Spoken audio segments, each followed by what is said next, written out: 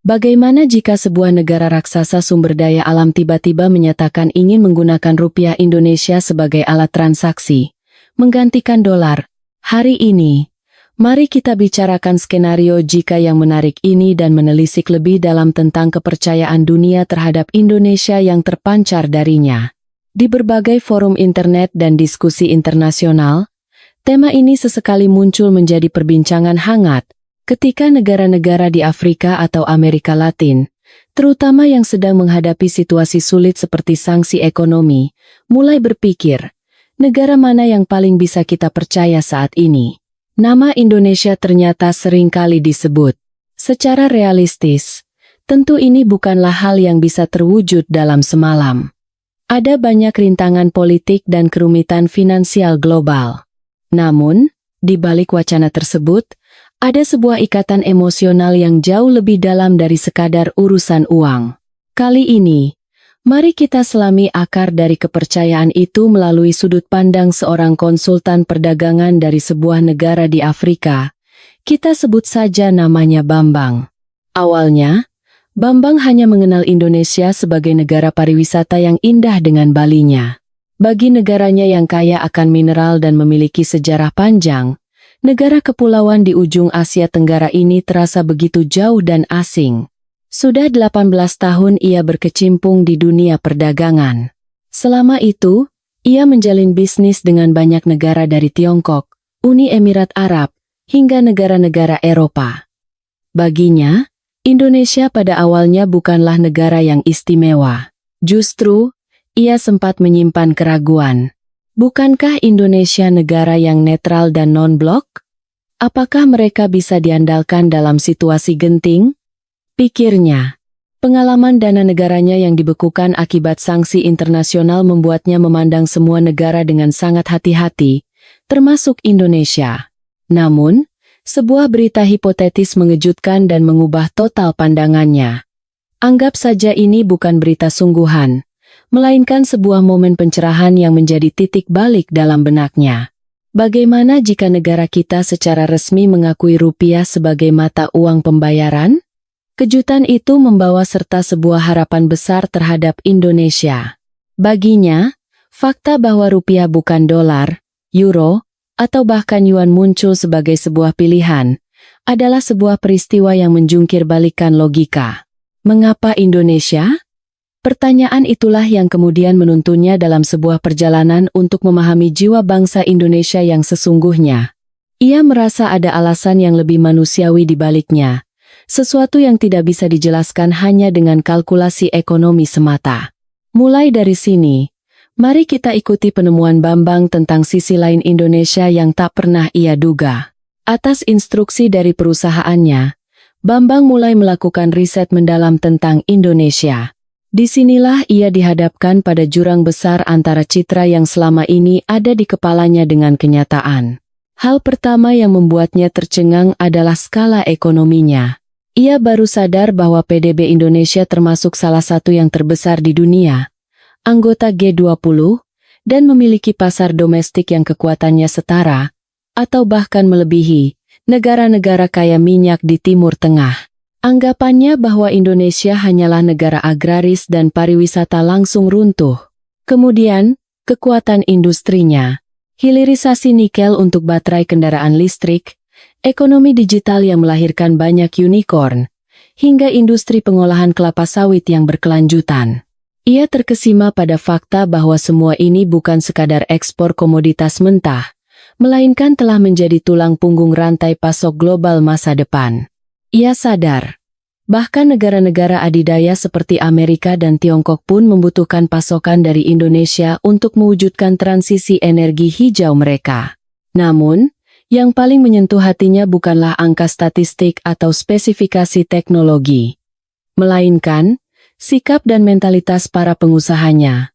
Dalam dunia bisnis internasional, sudah menjadi rahasia umum bahwa banyak perusahaan asing akan segera angkat kaki ketika keuntungan menipis atau risiko politik meningkat di suatu negara. Namun, Bambang merasakan sesuatu yang berbeda pada perusahaan-perusahaan Indonesia. Ia melihat adanya budaya gotong royong dan kekeluargaan yang mendarah daging, di mana sebuah komitmen yang telah dibuat akan diperjuangkan sampai tuntas. Reputasi ini sangat kuat, terutama di bidang konstruksi dan infrastruktur. Proyek pembangunan jembatan di Timor Leste atau proyek perumahan di negara-negara Afrika, banyak kisah tentang bagaimana BUMN karya dan perusahaan swasta Indonesia tetap bertahan di lokasi yang sulit dan tidak melarikan diri, hingga proyek selesai. Sikap inilah yang terakumulasi menjadi modal kepercayaan trust yang tak ternilai di mata masyarakat setempat. Ternyata begitu. Bukan hanya unggul secara teknologi dan sumber daya, tetapi juga ada rasa aman karena mereka tidak akan mengkhianati. Inilah elemen yang mendukung hipotesis awal Bambang tentang kepercayaan terhadap Indonesia. Ini adalah proses penemuan kembali nilai Indonesia sebagai mitra strategis yang melampaui sekadar hitungan untung rugi. Pepatah mengatakan, melihat sekali lebih baik daripada mendengar 1000 kali. Akhirnya, Bambang terbang ke Indonesia untuk kunjungan bisnis. Setibanya di Bandara Internasional Soekarno-Hatta, ia disambut oleh sebuah kejutan budaya yang melampaui ekspektasinya. Modernitas dan efisiensi. Terminal 3, kebersihannya, serta keramahan para staf bandara semuanya terasa begitu terorganisir. Terutama saat ia menaiki kereta bandara menuju pusat kota Jakarta, yang beroperasi dengan jadwal tepat waktu. Pemandangan ini mungkin terasa seperti masa depan baginya. Bagi kita orang Indonesia, ini mungkin hal biasa. Namun bagi orang asing, terutama dari wilayah dengan kondisi lalu lintas yang berbeda, ketepatan waktu ini adalah bukti nyata dari sebuah kepercayaan. Sebuah sinyal bahwa seluruh lapisan masyarakat berusaha untuk menepati janji. Perjalanannya berlanjut ke sebuah perusahaan pengolahan kelapa sawit berkelanjutan di Kalimantan. Di sana, ia memang terkesan dengan sistem manajemen pabrik yang canggih, tetapi ada sebuah cerita yang jauh lebih menyentuh hatinya. Ya, itu adalah kisah tentang bagaimana perusahaan tersebut tidak pernah menghentikan pasokan minyak sawit untuk kebutuhan pangan ke negara-negara mitra, bahkan di tengah gejolak harga dan tekanan kampanye negatif dari dunia internasional. Dalam situasi normal, menghentikan transaksi untuk menghindari risiko adalah hal yang wajar. Namun, para manajer di pabrik itu berkata, mereka berjuang melewati berbagai prosedur rumit dan biaya tambahan demi memenuhi kebutuhan pangan bagi orang banyak. Mereka memprioritaskan rasa kemanusiaan. Lebih dari itu, mereka tidak hanya menjual produk. Mereka juga memberikan pelatihan dan pendampingan teknis bagi para petani sawit lokal. Sikap yang tidak bisa disederhanakan dengan kalimat ini hanya bisnis. Disinilah Bambang menemukan lagi dasar dari kepercayaan terhadap Indonesia yang ia cari. Bagi kami, mitra adalah keluarga. Hubungan ini untuk jangka panjang, kata seorang direktur perusahaan itu. Kalimat tersebut meresap dalam kesanubarinya. Ini adalah sebuah kata-kata yang memiliki bobot lebih berat daripada kontrak perjanjian manapun. Namun, setiap kisah selalu memiliki ujiannya. Saat berada di Jakarta, telinga Bambang menangkap berita tentang memburuknya situasi politik di negaranya. Kata sanksi tambahan terasa begitu membebani. Dalam dunia bisnis, menarik diri pada saat seperti ini adalah keputusan yang paling umum dan rasional. Bambang pun sudah pasrah, yakin bahwa perusahaan-perusahaan Indonesia juga akan menjaga jarak. Ia merasa sendirian, sementara para mitra dari negara lain satu persatu berhenti menghubunginya.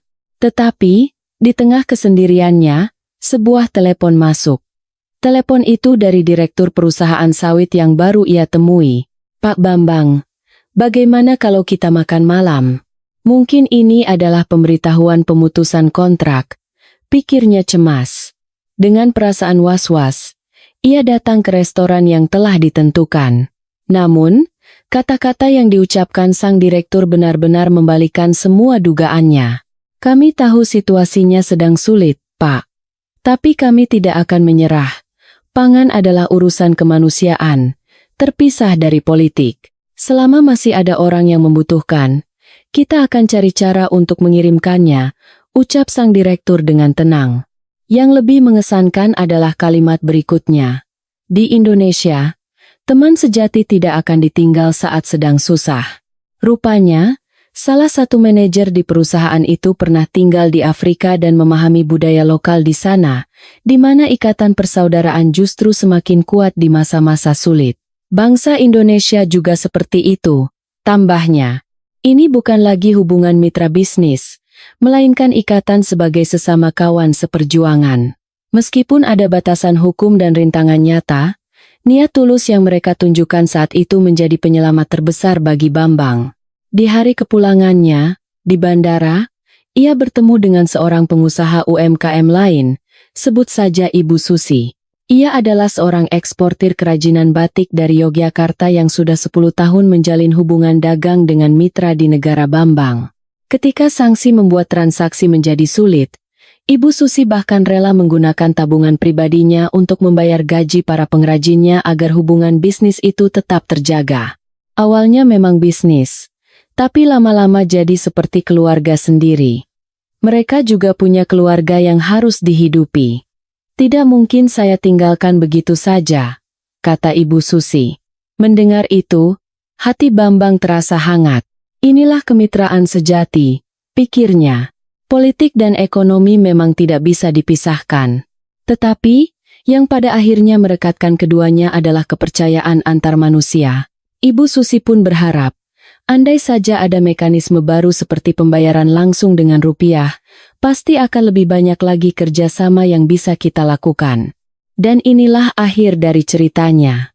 Sekembalinya ke negaranya, Bambang merasakan bahwa jembatan kepercayaan dengan Indonesia telah benar-benar terbangun. Bukan hanya angka atau hasil konkret, tetapi perubahan cara pandang satu sama lain adalah pencapaian terbesarnya.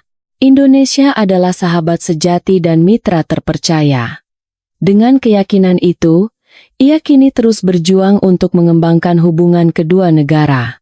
Jika wacana di awal cerita menggunakan rupiah suatu saat nanti menjadi lebih nyata, itu mungkin adalah buah dari akumulasi hubungan kepercayaan tulus yang dibangun dari tingkat akar rumput seperti ini.